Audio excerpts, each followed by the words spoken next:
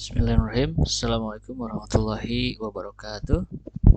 Alhamdulillah kita bisa bertemu kembali, dan video ini adalah video pengantar ya di kuliah biokalkulus. Pertama, saya ucapkan selamat datang di perkuliahan biokalkulus, di mana mata kuliah ini adalah kita akan belajar tentang bagaimana aplikasi matematik dalam biologi. Maksudnya dalam menyelesaikan masalah-masalah dalam biologi. Baik, sebelumnya perkenalkan, nama saya Dianur Aiman. Oke. Dan di sini yang ada di layar ini adalah salah satu buku referensi yang nanti akan kita gunakan. Judulnya Biokalkulus, Calculus for the Life Sciences ya, kalkulus untuk ilmu hayati. Dan buku ini ditulis oleh dua orang, di mana dua orang ini yang satu orang matematik, yang satu orang biologi ya. Jadi ini suatu hasil kerjasama dari dua orang dengan disiplin ilmu yang berbeda ya. Tapi zaman sekarang ini memang zamannya kolaborasi ya. Jadi kalau ingin ilmu pengetahuan berkembang lebih pesat, maka satu bidang ilmu harus bekerja sama dengan bidang ilmu yang lain. Ini disebut dengan kolaborasi ya, atau interdisciplinary study atau interdisciplinary studies atau research. Baik, nanti buku ini akan saya share ya. Di sini di halaman berikutnya ada beberapa rumus ataupun formula yang berkaitan dengan aljabar, ada geometri ya, kemudian ada trigonometri. Mungkin bisa dibaca dulu atau direview kembali. Ini mungkin pernah kalian dapat waktu di SMA ya, barangkali nanti diperlukan saat mendalami buku ini ya. Baik, mungkin saya akan langsung saja ke sebagai kuliah pengantar ya.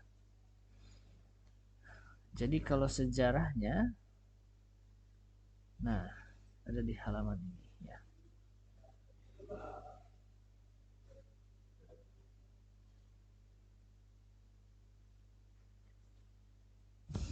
Nah, jadi di abad ke-17 ya, dan abad-abad berikutnya, Newton dan ilmuwan lain itu menggunakan matematik in trying to explain physical phenomena, dalam upaya untuk menjelaskan fenomena fisika. Dan ilmuwan menyadari pentingnya matematik ya dalam perkembangan ilmu yang lain. Nah, di awal-awal perkembangannya itu matematik digunakan dalam ilmu fisika dan juga astronomi ya. Kemudian and later chemistry. Chemistry ini berikutnya ya. Setelah ilmu fisika, astronomi, baru kimia. Nah, most of the application of mathematics to biology, however, akan tetapi kebanyakan aplikasi matematik dalam biologi itu occur much later ya, terjadi jauh kemudian, atau boleh jadi hitungan tahun atau hitungan abad ya, artinya beberapa tahun kemudian. Nah, ini tidak dijelaskan kapan-kapannya. Nah, tapi katanya di awal perkembangannya hubungan antara matematik dan biologi ini muncul pada saat ada ilmuwan yang mempelajari tentang filotaksi ya. Dan ini artinya apa nih? Leaf arrangement ya, atau susunan daun ya. Jadi kalau diamati daun itu kok beda-beda gitu ya, urutannya. Ada yang sejajar gitu ya, ada yang gantian, selang-seling gitu ya. Nanti kalian coba search filotaksi ya, atau saya bisa coba copy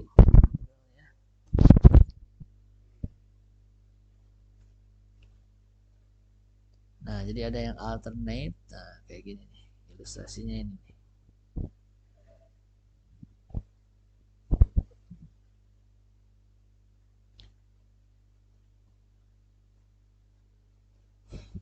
Nah, gini ya. Jadi daun tuh beda-beda. Ada yang begini, ini disebut dengan alternate arrangement. Jadi kayak gantian ini berselang, kemudian ada di sebelah kanan, di kiri lagi, kanan lagi, kiri lagi, dan seterusnya. Ada yang sejajar kayak gini, opposite arrangement. Ada juga yang whole arrangement, gitu ya. Atau nah, ini juga contoh ilustrasi lain ya. Ternyata beda-beda. Ada yang spiral juga. Nah, jadi ada orang biologi yang mengamati atau yang mempelajari tentang filotaksi, dan ternyata diamati gitu ya. Jadi intinya adalah, langsung aja ya intinya, dan ternyata ada polanya. Jadi ada pohon yang polanya itu setengah filotaksisnya, ada yang sepertiga, ada yang 2/5, 3/8, 5/13. Dan kalau diamati ternyata angka-angka ini ada hubungan ya. Jadi misalnya yang pembilangnya yang di atas ini adalah tiada lain adalah bilangan Fibonacci. Bilangan Fibonacci itu adalah bilangan di mana suku berikutnya itu ditentukan oleh penjumlahan dari dua suku sebelumnya ya. Jadi ini satu-satunya udah jelas di awal, atau ini tambah 0 gitu ya, nggak ada. Satu ini 1 tambah 0, kemudian 2 ini 1 tambah 1, 3 ini 1 tambah 2, 5 ini 2 tambah 3, 8 3 tambah 5, dan seterusnya. Jadi satu suku itu adalah hasil dari penjumlahan dua suku sebelumnya. Nah, penyebutnya juga sama nih. 2 tambah 3 5, 3 tambah 5 8, dan seterusnya. Gitu. Dan di sini mulai ilmuwan biologi mengamati tentang ini ternyata ada pola yang bisa ditulis secara matematis gitu ya. Kemudian nih saya langsung skip aja. Nah, another early application of mathematics to biology, aplikasi matematika yang lain ya di awal-awal perkembangannya dalam ilmu biologi itu adalah ilmu the spread of smallpox by the Swiss mathematician ya. Jadi ini ada ilmuwan yang mempelajari tentang penyebaran smallpox ya. Apa itu smallpox? Nah, kita coba lihat di sini. Ini dipelajari oleh Daniel Bernoulli ya, seorang matematikawan dari Swiss tahun 1760 ya. Bernoulli ini dia memformulasikan a mathematical model matematik of an epidemic of an infectious disease. Jadi smallpox ini ternyata penyakit menular ya, suatu penyakit yang menular yang sifatnya epidemik ya. Epidemi itu ya ada di lingkungan gitu ya. Statusnya bukan pandemi seperti COVID kemarin. In the form of differential equation. Jadi penyebaran penyakit menular ini yang smallpox tadi itu dibuat modelnya, dan modelnya itu dalam bentuk persamaan differential equation. Dan persamaan ini nanti akan dipelajari di bab 7 ya, di buku ini. In particular, khususnya, nah ini Bernoulli ini menunjukkan bahwa under the assumptions of his model, berdasarkan asumsi yang dia gunakan dalam modelnya, life expectancy, harapan hidup would increase by more than 3 years. Jadi harapan hidup akan meningkat lebih dari 3 tahun if the entire population, jika semua populasinya were inoculate at birth for smallpox. Nah, inoculate ini apa ya, kalau nggak salah divaksin ya. Inoculate, diinokulasi, apa ini? Coba kita cari inoculate sama dengan immunize ya. Jadi diimunisasi ya. Nah, jadi maksudnya nah katanya harapan hidup akan meningkat lebih dari 3 tahun dari yang sekarang jika semua populasinya diimunisasi ya, atau dikasih vaksin lah ya, at birth, saat lahir, for smallpox ya.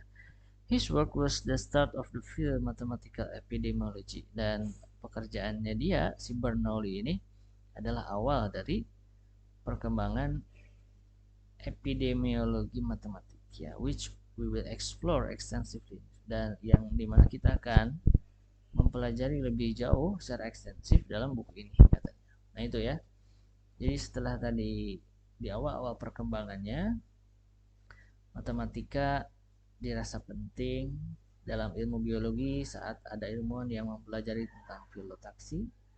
Kemudian pada periode berikutnya ada ilmuwan yang mempelajari tentang penyebaran penyakit menular, di mana dia memodelkannya dengan persamaan diferensial, yaitu Bernoulli ya.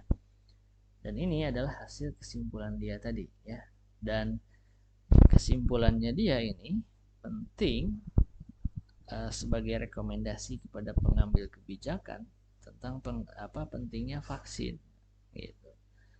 Dan menurut hasil studinya dia, vaksin ini bisa meningkatkan harapan hidup ya. Harapan hidup itu maksudnya ya rata-rata manusia hidup lah ya saat itu berapa.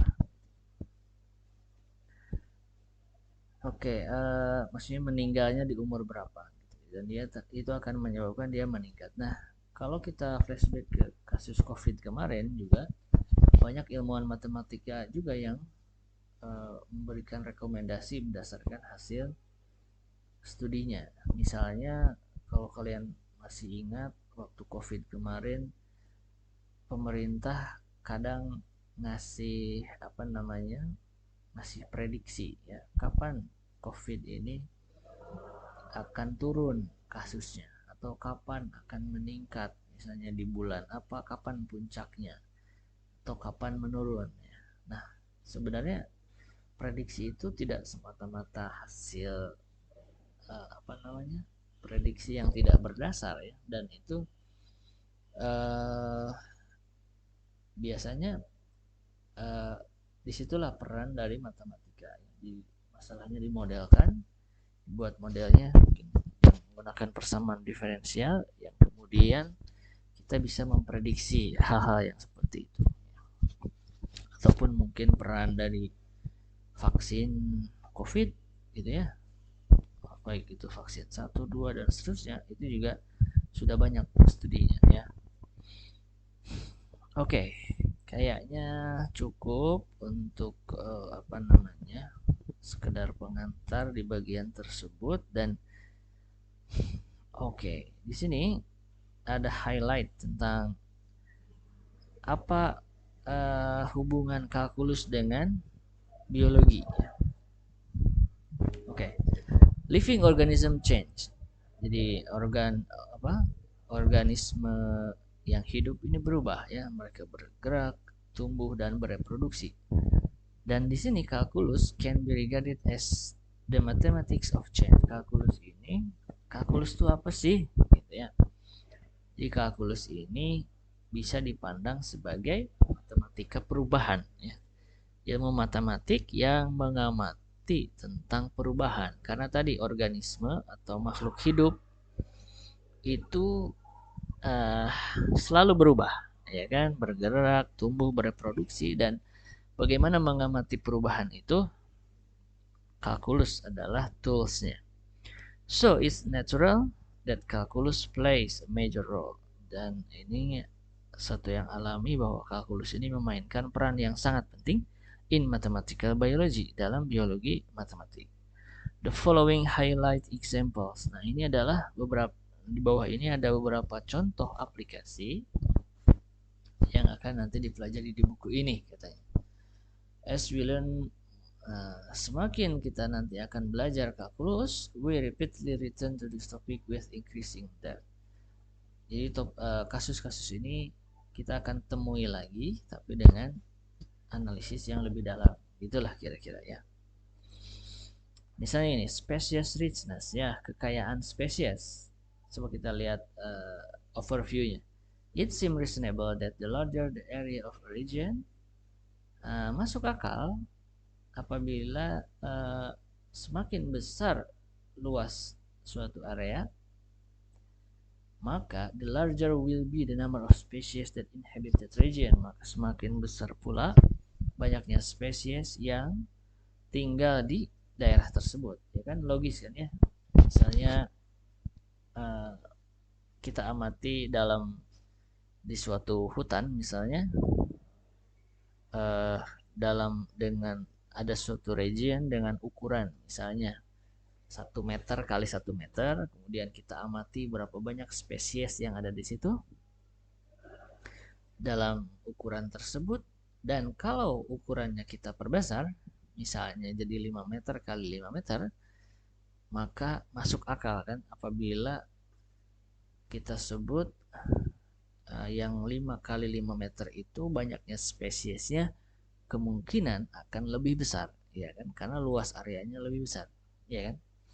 Nah, ini yang dimaksud dengan overview di sini yang barusan ya, bahwa semakin besar luas area maka semakin besar pula spesies yang tinggal di area. Itu logis ya, make sense. Nah, to make scientific progress, untuk membuatnya ilmiah, akan tetapi untuk membuatnya ilmiah, we need to describe this relationship more precisely. Kita perlu mendeskripsikan hubungan ini secara lebih presisi, lebih akurat ya. Jadi bagaimana hubungan antara luas area dengan banyaknya spesies yang tinggal di area tersebut? Itu kan ada hubungan ya. Tapi seperti apa hubungannya? Maka kita butuh mendeskripsikannya secara ilmiah ya. Can we describe such species area relationship mathematically? Bisakah kita mendeskripsikan hubungan antara banyaknya spesies dan luas area dasar mathematics? And can we use mathematics to better understand? Dan bisakah kita menggunakan matematik untuk memahami lebih baik atau lebih dalam tentang proses yang membuat polanya ini meningkat gitu ya. Jadi maksudnya tadi semakin luas areanya semakin besar, maka banyaknya spesies juga semakin banyak ya. Itu kecenderungannya akan meningkat, tapi peningkatannya seperti apa? Nah, itu yang perlu diamati ya. Bisakah kita membuat model matematikanya katanya? Kemudian bisakah dengan ilmu matematik ini kita punya pemahaman yang lebih baik, yang lebih dalam tentang hubungan antara spesies dan luas tersebut. Nah, gitu maksudnya. Nanti di sini ada contoh 126, 1514 katanya ada kasus tentang ini, species area relation for beds ya, hubungan antara banyaknya spesies dan luas area untuk kelelawar ya, in Mexican caves, di gua Meksiko ya, di Meksiko. Is well model using function called power function, yang dibuat modelnya menggunakan fungsi pangkat ya. Kemudian di latihan berikutnya 3348 di situ ada we show the same, kasusnya sama, is true for 3 species, tapi di sini ada 3 spesies in Malaysian forest ya, di hutan Malaysia, and then use the model to determine the rate at which the number of species grows as the area increase ya. Dan kemudian menggunakan model matematik untuk menentukan laju di mana banyaknya spesies ini tumbuh ketika luas areanya meningkat ya. Jadi akan dicari rate-nya, laju perubahannya. Oke, when we study differential equation, nah nanti akan ada persamaan diferensialnya di chapter 7 ya. di bab 7, dan di situ we show how assumption, kita tunjukkan bagaimana asumsi about rates of increase of species, asumsi bagaimana laju peningkatan dari spesiesnya, lead naturally to such power function model, bahwa cenderung berubah mengikuti model fungsi pangkat gitu ya, secara alaminya gitu. Dan dalam contoh berikutnya we also see, akan tetapi pada contoh berikutnya kita juga akan melihat that for very large areas, bahwa untuk area yang sangat besar katanya the power function model, model fungsi pangkat yang tadi sudah dikembangkan di awal-awal is no longer appropriate. Itu tidak lagi pas, tidak lagi akurat. Nah, gitu. Jadi ada satu kasus di mana suatu model itu ternyata tidak bisa digunakan pada kasus tertentu. Gitu. Nah, mungkin kita nanti juga akan menemukan hal yang seperti itu. Jadi intinya di sini kasusnya sama, tapi semakin kita mempelajari lebih dalam, tingkat kedalaman atau analisisnya itu semakin meningkat, gitu ya. Oke, ini salah satu contoh bagaimana aplikasi matematik dalam biologi ya. Coba kita lihat lagi. Contoh berikutnya ada vektor kardiografi ya. Heartbeat patterns, pola denyut jantung can be used, dapat digunakan to diagnose a variety of different medical condition, untuk mendiagnosa berbagai kondisi medis yang berbeda-beda ya. This pattern dan pola ini, pola denyut jantungnya itu are usually recorded, biasanya direkam atau disimpan by measuring the electrical potential, dengan mengukur potensial listriknya ya, on the surface of the body, dalam permukaan tubuh, menggunakan several wires, menggunakan beberapa kabel ya yang disebut dengan leads, dan seringkali jumlahnya ada 12 kabel. How can we use the measurement? Bagaimana kita bisa menggunakan ukuran-ukuran ini? Ukuran-ukuran yang dihasilkan dari leads tadi, dari kabel tadi, to diagnose heart problem, untuk mendiagnosa masalah jantung gitu. Nah, gimana tuh mengaplikasikan matematik dalam mendiagnosa penyakit jantung, di mana yang menjadi inputnya atau datanya adalah potensial listrik pada permukaan tubuh.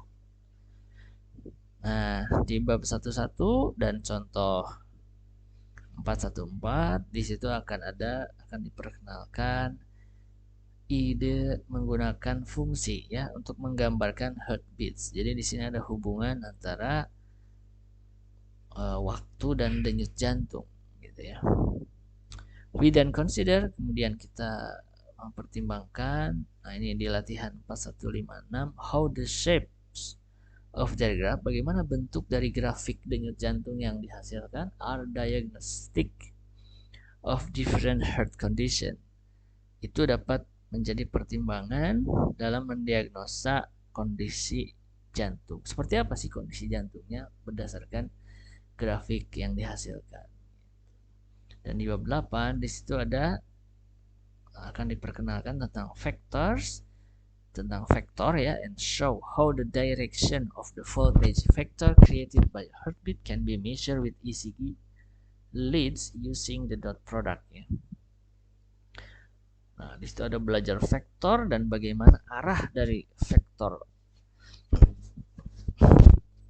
voltasenya itu dibuat dengan yang dibuat oleh denyut jantung tadi dapat diukur dengan ECG ya, elektrokardiogram ECG itu leads to using, nah ini menggunakan dot product ini ilmu matematiknya, and how this can be used to diagnose, dan bagaimana hal ini bisa digunakan untuk mendiagnosa penyakit jantung tertentu. Nah ini ada di latihan ini.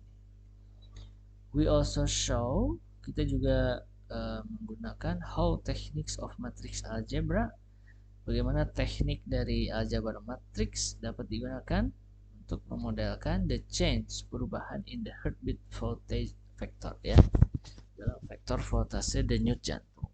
Oke. Mungkin agak belum kebayang karena kita belum begitu mendalaminya, tapi di sini sekilas kita bisa melihat bagaimana peran matematik dalam, bahkan dalam dunia medis, gitu ya, bisa membuat model atau mengamati bagaimana perubahan denyut jantung yang kemudian itu akan dijadikan dasar dalam diagnosa penyakit jantung, gitu ya. Oke, kita lanjut ke topik berikutnya. Di sini ada drug and alcohol metabolism, ya, atau metabolisme alkohol dan obat, ya. Ini mungkin bisa dipandang sebagai aplikasi dalam ilmu farmasi, ya, farmakologi, karena ini berhubungan dengan obat di sini. Biomedical scientist, nah, ilmuwan dalam biomedis, ya, mempelajari tentang chemical and physiological changes. Seorang ilmuwan biomedis itu dia mempelajari tentang perubahan fisiologi dan kimia that result from, yang dihasilkan dari metabolisme of drugs, metabolisme obat dan alkohol after consumption, setelah dikonsumsi. How does the level of alcohol, bagaimana kadar alkohol in the blood, dalam darah, vary over time, itu berubah dari waktu ke waktu, after the consumption of a drink, setelah mengkonsumsi minuman alkohol tersebut. And can we use mathematics, dan bisakah kita menggunakan matematik to better understand, untuk memahami lebih baik the process that give rise to this pattern, untuk memahami dengan baik bagaimana proses yang bisa menghasilkan kenaikan pola-pola ini, gitu. Jadi ada orang yang minum alkohol misalnya, kemudian diamati, ini dunia medis, ya, kita tidak bicara alkohol itu boleh diminum, ya. Ini dalam dunia medis, di seorang ilmuwan biomedis, dia mempelajari bagaimana perubahan fisiologi dan kimia dalam tubuh setelah seseorang mengkonsumsi obat ataupun alkohol, ya. Bagaimana metabolismenya, bagaimana kadar alkohol dalam darahnya dari waktu ke waktu, atau bagaimana kadar obat dari waktu ke waktu. Nah, makanya kadang suka ada rekomendasi obat, ada yang 1 kali sehari, ada yang 2 kali sehari, ada yang 3 kali sehari, gitu kan, atau ada yang per 4 jam, mungkin per 5 jam. Nah, kenapa ada rekomendasi seperti itu? Ya karena ada analisis pasti di belakang itu, ya kan. Kalau suatu obat dikonsumsi misalnya setelah 6 jam, maka kadar obat dalam darahnya itu semakin berkurang lama-lama, gitu ya, semakin menurun, sehingga dia perlu minum obat lagi. Makanya kadang resep dokter beda-beda, ya, terhadap anjuran minum obat. Nah, itu kan hasil analisis juga, dan di sini matematika sangat berperan dalam mengamati pola ini, ya. Oke.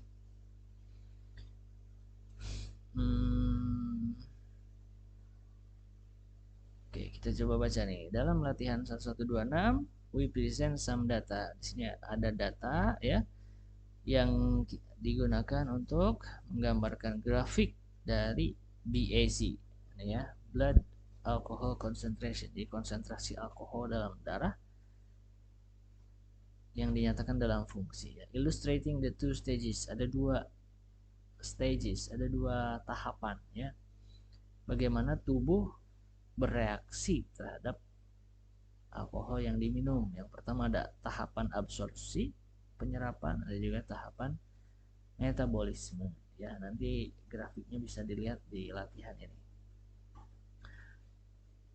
Jadi dengan adanya grafik dari perubahan konsentrasi alkohol dalam darah, kita bisa mengamati beberapa tahapan. Oh, ini tahapan absorpsi, oh ini tahapan metabolisme.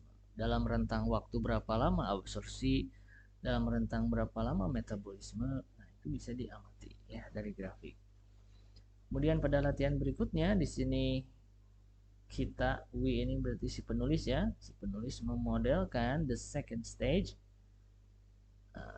tahapan yang kedua yang metabolisme tadi, with a decaying exponential function, dengan fungsi eksponensial yang menurun ya, di eksponensialnya menurun karena lama-lama konsentrasi alkoholnya kan akan habis ya, tapi penurunannya seperti apa dari waktu ke waktu katanya bergerak secara eksponensial ya, tapi menurun. To determine, untuk menentukan when the BAC ya, konsentrasi alkoholnya will be less than the legal limit, kapan kadar alkoholnya itu akan lebih kecil dari batas legal ya.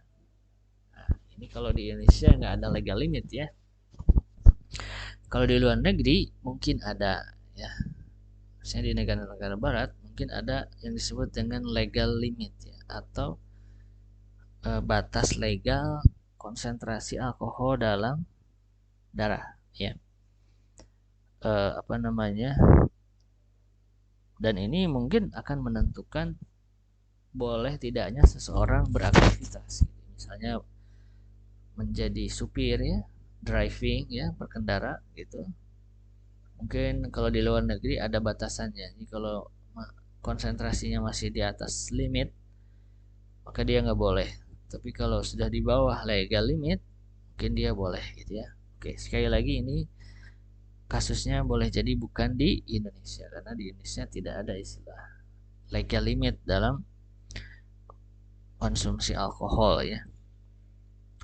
Di bab 3 kita memodelkan the entire two stage process, dan kami memodelkan semua proses dalam tahap yang kedua with a surge function, dengan fungsi surge itu ada peningkatan yang signifikan, and use it to estimate the rate of increase, dan menggunakannya untuk mengestimasi laju peningkatan of the BAC, peningkatan dari konsentrasi alkohol dalam darah in the first stage, dalam tahapan yang pertama, and the rate of decrease in the second stage. Jadi mengamati bagaimana laju peningkatan pada tahapan pertama ya, pada saat ada absorption, kemudian bagaimana mengamati laju penurunan BAC pada tahapan yang kedua, yaitu pada saat proses metabolisme, di mana di tahapan itu kadarnya semakin lama akan semakin berkurang dan habis gitu ya.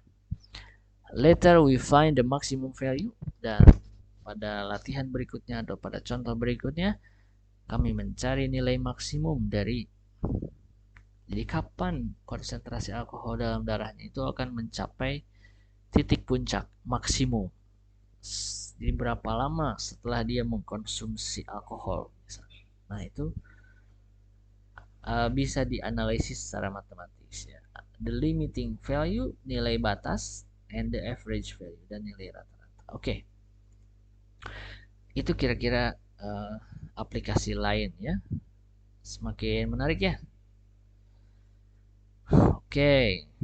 Kita coba lihat aplikasi lain, ini tentang population dynamics ya, atau dinamika populasi. One of the central goals of population biology. Nah, salah satu tujuan sentral, tujuan penting dari biologi populasi dan ekologi is to describe, adalah untuk menggambarkan the abundance and distribution of organism. Abundance itu apa namanya? Saking banyaknya ya, betapa melimpahnya. Ya, keberlimpahan. Ya, keberlimpahan dan juga distribusi dari organisme dan spesies terhadap waktu dan ruang. Ya, can we use mathematical model? Bisakah kita menggunakan model matematik untuk menggambarkan proses yang merubah keberlimpahan ini? And can this model then be used to predict population sizes? Dan bisakah model matematiknya digunakan dalam memprediksi ukuran dari populasi? Ya. Oke, nah apa namanya? Jadi tentang dinamika populasi Ya, contoh lainnya misalnya sekarang eh, populasi yang paling banyak tuh negara mana? Cina ya. The most populous country in the world.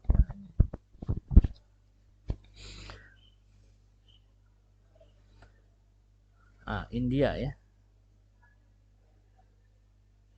India sekarang nomor satu. Bedanya tipis. Dulu asalnya China pertama, sekarang kedua, ya kan? China disalib oleh India. Nah, beberapa tahun ke belakang, mungkin kita pernah mendengar tentang prediksi ini ya, bahwa suatu saat India akan menyalip China.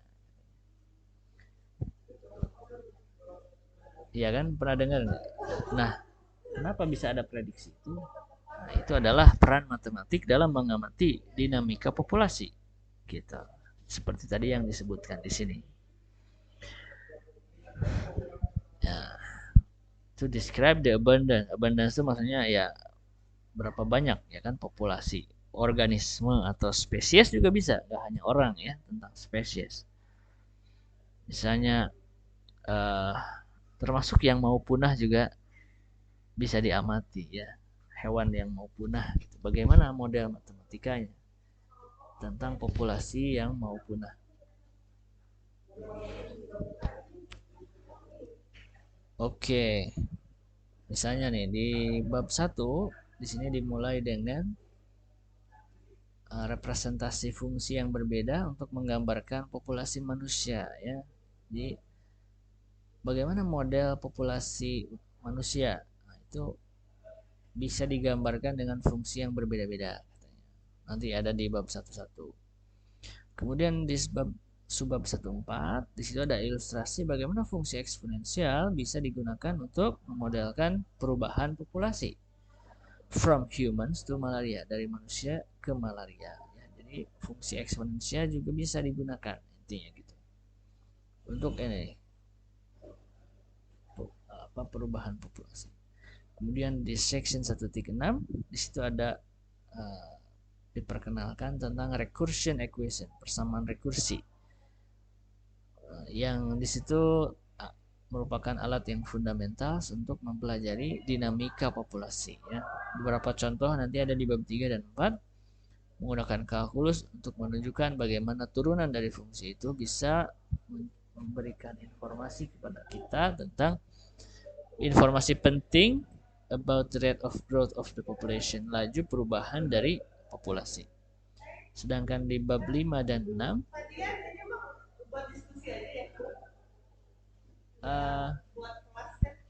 di sini kelas.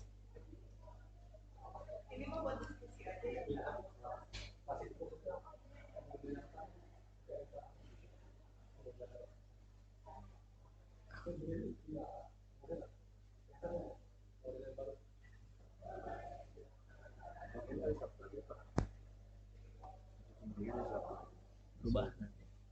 Ini saya kasih tahu jadwal. Itu mah di jadwal aja.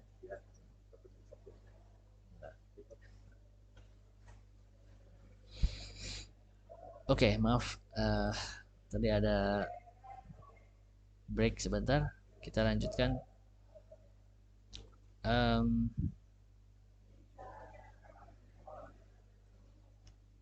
Nah, nanti di bab 5 dan 6 ada ilustrasi bagaimana integrasi integral ya, bisa digunakan untuk menghitung the size of population, ukuran dari populasi. Oke.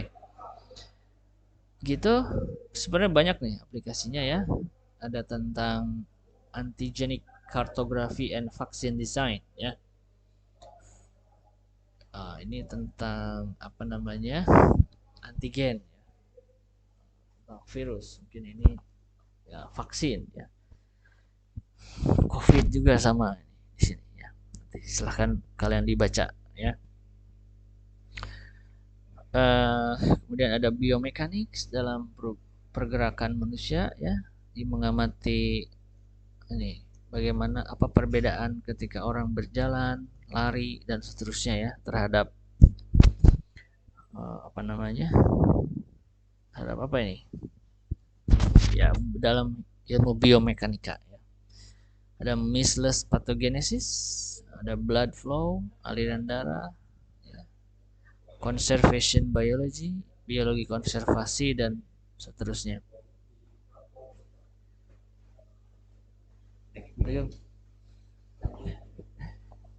Ya. Nah, jadi di sini bisa bisa apa namanya? Banyak ya. Ini sampel aja. Diperkenalkan ya, masih banyak, silahkan dibaca kembali.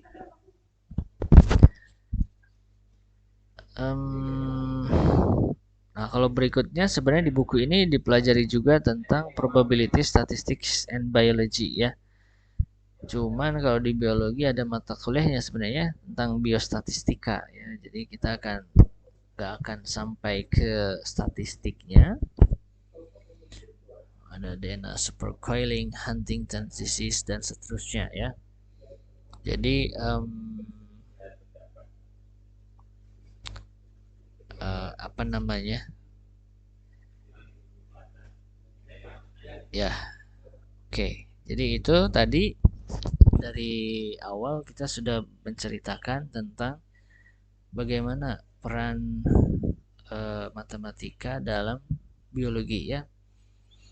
Jadi bagi kalian yang mohon maaf mungkin masuk biologi ini menghindari matematik, tapi mohon maaf nih kita ketemu matematik ya.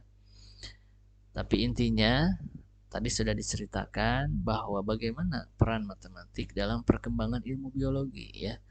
Jika kalian belajar biologi tapi juga ahli dalam matematik, ya ini jadi nilai plus ya kan? Karena apa? Karena matematik ini sebenarnya perannya banyak. Cuman karena mungkin belum tahu atau belum pernah ada yang menceritakan, memperkenalkan sehingga ada kesan kenapa buat apa matematik di biologi gitu kan. Mungkin ada kesan seperti itu. Tapi harapannya setelah kuliah ini paling tidak kalian punya gambaran tentang bagaimana peran matematik dalam ilmu biologi. Oke. Untuk video kali ini kita cukupkan. Terima kasih atas perhatiannya. Assalamualaikum warahmatullahi wabarakatuh.